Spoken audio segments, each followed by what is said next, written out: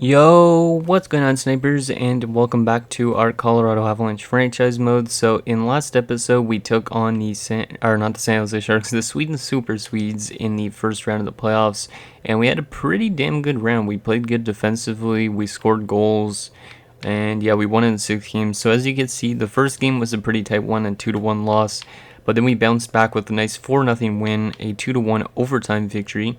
Peter Forsberg scored the OT winner in that game, and then a nice 6-0 win in game number 4. And that was because they put their 89 overall goalie back in net, and he was kind of semi-injured, so he wasn't playing up to his potential.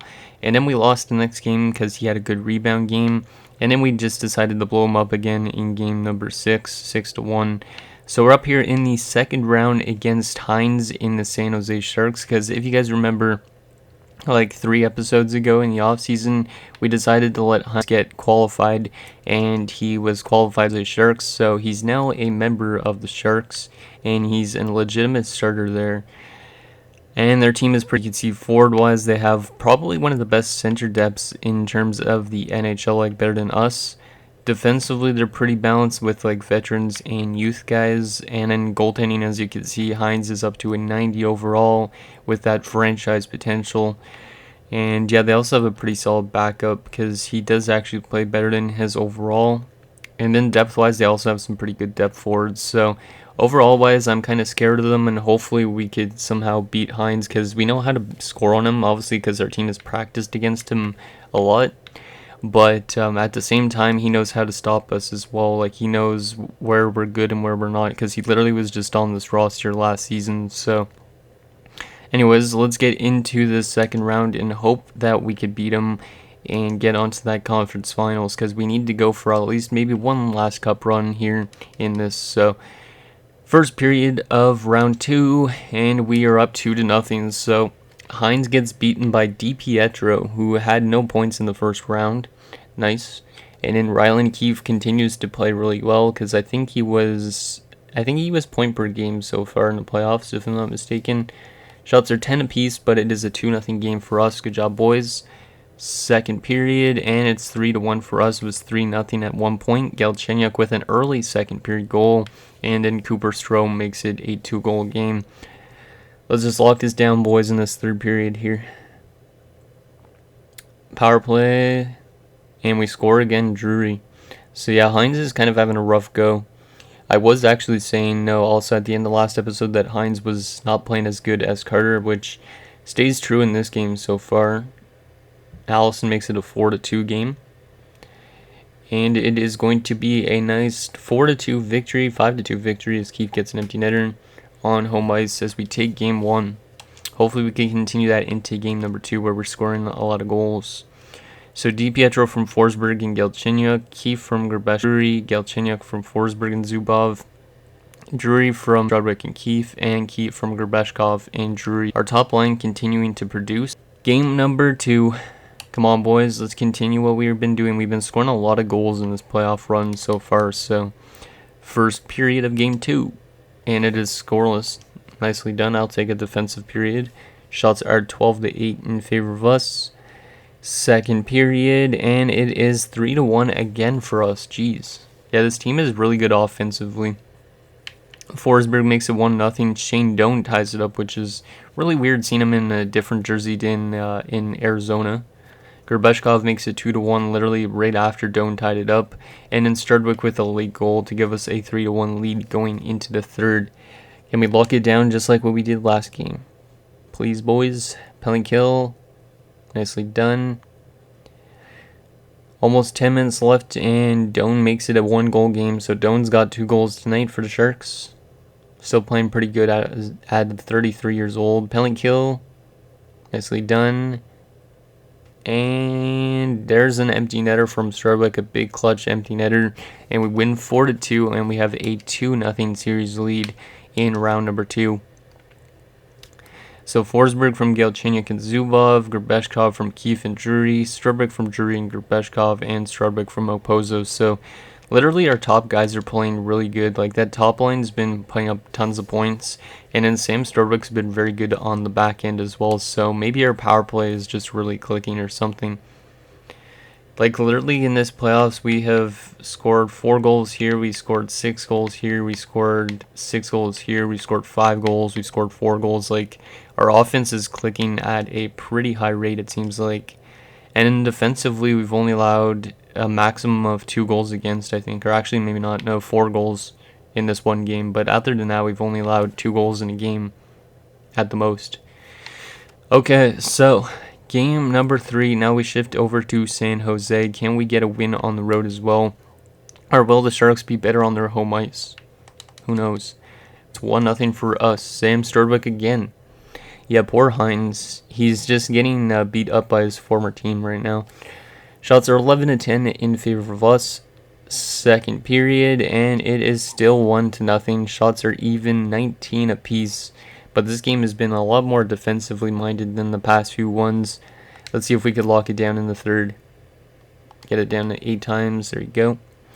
Come on, boys. There you go. Chris Drury makes it 2-0. The veterans are coming through. Like, Forsberg actually hasn't had that good power play for us late. Still 2-0 the score, and we are going to take a 3-0 series lead headed into game number 4 as we're on a tear at this point. So Strubik from Finger and Drury from Keefe and Gerbeshkov. Jeez, that first line is amazing. So Ross Carter gets first star, Heins the second star, and Strubik the third. I feel bad for Heins because like he could have probably came back for like one more season, but we had to let him get qualified, and now he's on a team that's potentially going to be getting ousted in the second round. Let's see if we can sweep them. We're 7-2 in the playoffs. Can we go 8-2, or are they going to actually win one game at least in this series? First period up. There's what I was expecting more from the Sharks, because they should be a good offensive team, but they haven't been really in the first few games. But Petit, Strome, and Valaket make it 3-0 for them after one. Not a good period from Ross Carter at all. 3 goals on 12 shots. Hopefully he could bounce back in the second period, and it's 3-1, so we get on the board, and it's McCardle. Shots are 23-21 in favor of us, but we're down by 2 goals. Looks like Heins is finally having at least one game where he's playing good. Power play for us, though. Is that 8 times? Yeah, it is now. Come on, boys. I'm fine with giving them at least one win, but don't let them get 2. Valaket scores, make it 4-1. Strome makes it 5-1. Yeah, this is like what happened to Ross Carter in Game 5 last round, I think it was, where he let in a lot of goals, if I'm not mistaken. So we lose that game 5-1. Not a good offensive output at all, and a bad defensive one too. So McCardle gets the only goal from Pierce and Ulnov, and then the 3 stars, Heins, Valaket, and Strome. Okay, so hopefully we can win this game on home ice. This is almost exactly like last round in a sense, because as you could see, well, we weren't up 3-0. We were up, and then we had a really bad game, and now the same thing happened here. So hopefully we can win this game in games, as we are now 7-3 in the playoffs. Hoping for a good rebound game from Ross Carter. I almost lost my words there. First period of game number 5, and it is 1-0 for us. Gerbeshkov, so the top line gets on the board again. Shots are 15-14 in favor of the Sharks, but it looks like Heins is starting to pick up his game a bit more. Second period, and still 1-0. Shots are 26-23 in favor of us. Can we lock down this good defensive game here in the third period? Power play for us, and Peter Forsberg, who has not scored in a while, makes it 2-0, and Forsberg scores again to make it 3-0. Well, we are going to be going on to the conference finals, which is great. Marco Sturm makes it 3-1. Oh no, don't do this to me, EA. 5. As Hobson makes it a 3-2 game. Oh, thank God. Darmour gets the empty netter. I thought we were going to blow a 3-0 lead just after I said we were going to go to the conference finals, but we win that game 4-2, and we are off to the conference finals, which is great. Goodbye, Heins, and goodbye, San Jose, for the 3rd straight season, I think. Gerbeshkov from Drury and Keefe, Forsberg from Zubov and Galchenyuk, Forsberg from Zubov and Galchenyuk again, and Darmour from Gerbeshkov. So Yeah, the top 6 and the forwards are playing really well. And then the defense is playing pretty good too. So Forsberg gets first star, Carter the second star, and Gerbeshkov the third. Okay, so who are we going to be going up against in the conference finals? Is it going to be Washington? Or well, who was the teams left? It wasn't Washington and Pittsburgh. Those guys were in the East. I don't know why I said that.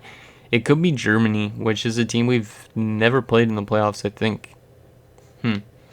Let's take a look at player stats throughout the first 2 rounds. Our offense has just been really good so far. Hopefully they continue that. So Gerbeshkov's got flying. He has comprised for like 40 points already. Forsberg's got 11 games. Galchenyuk's got a game. Strubwick, Zubov 8 points. And then everybody else is 4 and below. But we've been getting good production from everybody except for Laddie. And he's a -1, but not the end of the world. Goaltending wise, Carter is 8-3 with 3 shutouts and 942 on Smythe this year if we get the chance to go to the finals. So who are we facing in the conference finals? Is it going to be Germany or is it going to be the Chicago Blackhawks? Because I don't think we've faced either of those 2 teams ever in this entire series so far. So it should be interesting nonetheless. Who is it going to be? Looks like it's going to a Game 7 for that round. And it's going to be Germany. So Germany finally makes it all the way to the conference finals. They're also 8-3 in the playoffs. I think they still have Henrik Zetterberg, because if you guys remember, I made Henrik Zetterberg for the draft, and he was drafted by Germany at like 2nd or 3rd overall. So let's see what their roster looks like. So yep, they still have Zetterberg, Martin Straka, interesting, good veteran, and JP Dumont. So pretty much a veteran top line, but it's pretty decent nonetheless. Straka probably will retire soon though. Second line, Lucas Haller. Is this guy German? Yeah, he is. Wow, okay, so Germany drafting a German guy. It's kind of cool. Back in 2028. They also got Ul and Vadim Shervajanov, who used to play for the New Jersey Devils. Third line, Brandon Hughes, who must be the brother Yahir Hughes, who was on Sweden, that we played recently.